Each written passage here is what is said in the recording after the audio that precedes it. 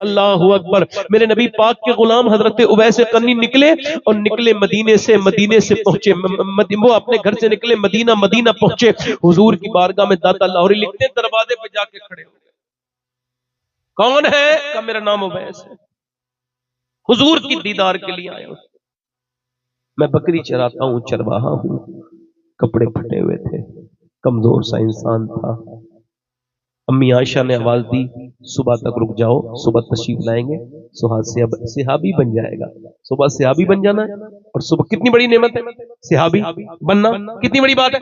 مگر کہا صبح آ جانا. حضور صبح تشریف لائیں گے. باہر سے رونے کی آواز آئی. کیوں روتے ہو مسافر؟ اور زیادہ روئے. کیوں روتے ہو؟ آواز دی میری ماں بیمار ہے، اس کو وجہ سے میں رک نہیں سکتا ہوں. حضور جب آئے تو عرض کر دینا کہ ایک اویس نام کا چرواہا آیا تھا، بکری چرانے والا، آپ کو سلام کہہ کے گیا ہے. حضور سے کہنا کہ اپنی ماں کی وجہ سے مجبور تھا، مدینے سے واپس جانے لگا. مدینے سے واپسی، اللہ اکبر اللہ اکبر.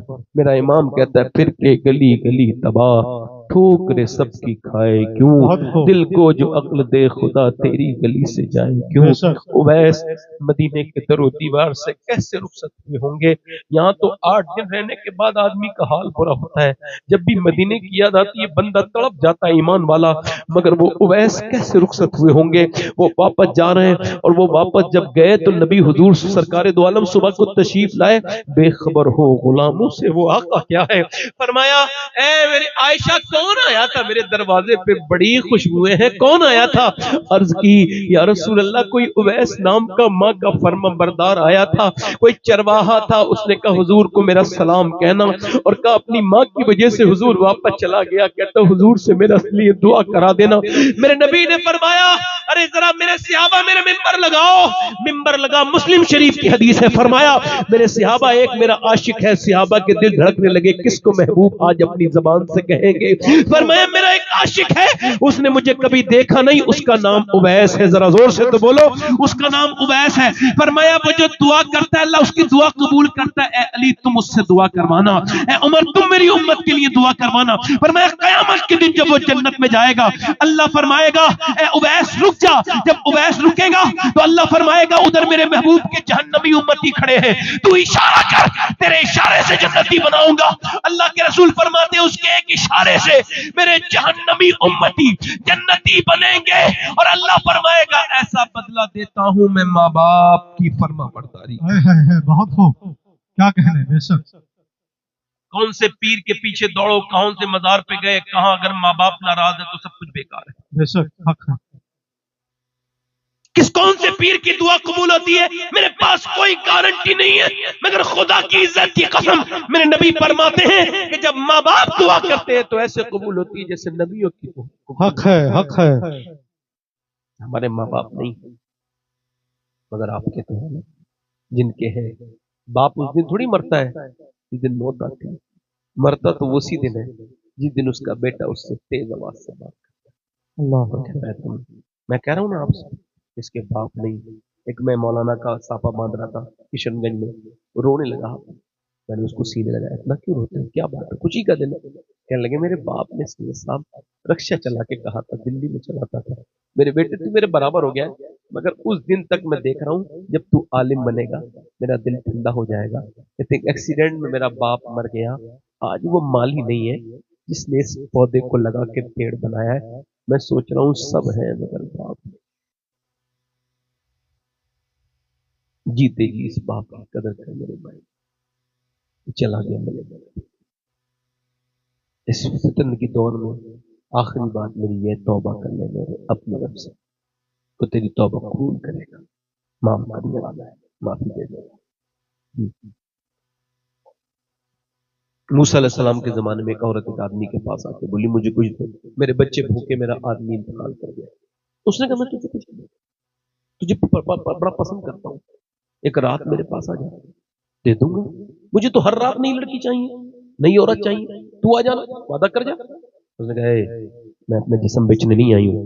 واپس چلی گئی. مگر پھر جب بچے روئے گھر گئی تو چپٹ گیا، ماں کھانا لاؤ. کھانا لائی، ایک بچہ بے ہوش ہوا، बेचारी मजबूर माँ आई, बोली जो तेरा दिल चाहे रात को कर लेना, मैं आ जाऊंगी, अभी तू पैसे दे दे। वो पैसे लेके खाना खिला के रात को आई, कमरे में अंदर बंद है, लॉक है, कोई नहीं है, ये बिस्तर पे है। वो बिस्तर पे आया, वो इसके साथ बुरे इरादे से आगे बढ़ा, इसके करीब गया, हाथ पे हाथ रखने वाला था, इसकी आंखों में मोटे मोटे आंसू और हाथ इसके कांपने लगे। का क्यों रोती है? पैसे नहीं मिले?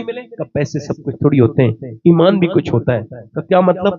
का मतलब ये है कि जब मैं सजदा करती हूँ तब भी अल्लाह देखता है, और जब मैं जिना करवाने आई हूँ तब भी मेरा अल्लाह देख रहा है। तो उससे यही कह रही हूँ, ए मेरे करीम, मेरे रहीम, तू अपनी बंदी की मजबूरी को जानता है। मैं मजबूर हूँ, मेरे बच्चे अगर भूखे न होते और मैं ममता की मारी न होती तो मैं कभी जिना न करती। मालिक तू खुद गवाह है, मैंने अपनी जिंदगी में कभी जिना नहीं किया। मेरे मालिक मुझे माफ कर दे, मुझे माफ कर देना। ऐसी नेक बंदी रोई कि उस बदकार का दिल अल्लाह ने बदल दिया। कैसा फजल करने वाला है। बोला जब मैं तुझे अपनी बहन बनाता हूँ, ले ये पैसे ले। वो तो चली गई, सजदे में जाके बोला मालिक एक दिन आई थी, हाथ तक नहीं लगवाया, और मैंने तो कितनी इज्जतों को लूटा है, मेरा क्या हाल होगा।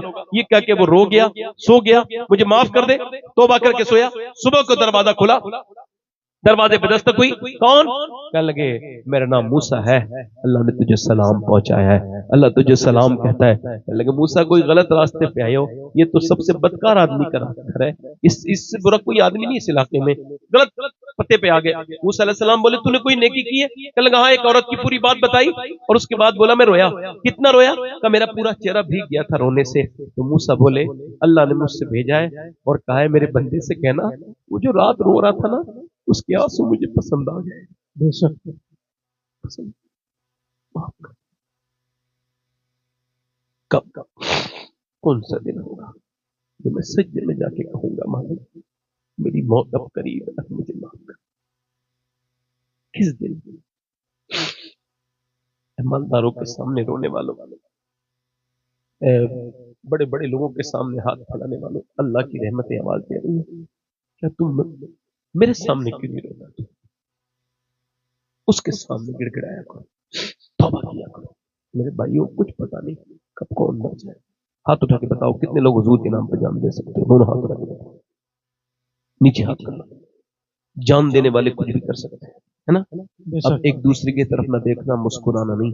कितने लोग ऐसे हैं जो आज से जान भी दे देंगे और आज से हुजूर के नाम पे पूरी दाढ़ी भी रखा लेंगे, इस महफिल में खड़े हो जाए। जो हुजूर के नाम पे दाढ़ी रखाए आ जाए, इधर आ जाओ, इधर सुभान अल्लाह, आप आ जाए, माशाअल्लाह, सुभान अल्लाह, बहुत खूब। आ जाए।